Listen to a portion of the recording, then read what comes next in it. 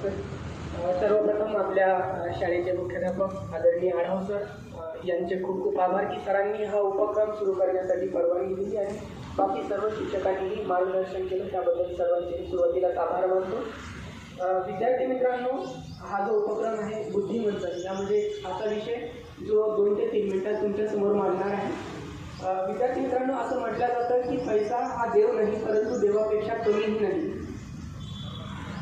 तर बाळांनो, असंच आपल्या देशाचं जे चलन आहे ते चलन म्हणजे रुपया, आणि हे रुपयाचं चलन कोण निर्माण करतं, पैशाची प्रेस कुठं आहे, ते पैसा कोण छापतं या संदर्भात सांगतो, आणि नंतर आपल्या आयुष्यात रुपयाचं महत्त्व राष्ट्रीय आंतरराष्ट्रीय स्तरावर काय आहे आणि त्याचं घटतं मूल्य वाढतं मूल्य आपल्यावर कसा परिणाम करतं त्याविषयी सांगतो.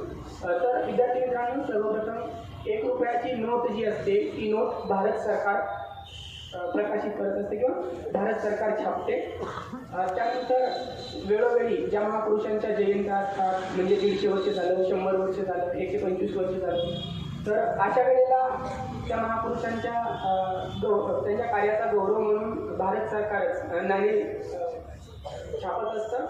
त्याचबरोबर बाकीचे चलन आहेत किंवा बाकीच्या जे नोटा आहेत, म्हणजे 10ची नोट, 20ची नोट, 50ची, 100ची, 500ची नोट, ह्या जे नोटा आहेत या नोटा RBI म्हणजे रिझर्व्ह बँक ऑफ इंडिया छापतं.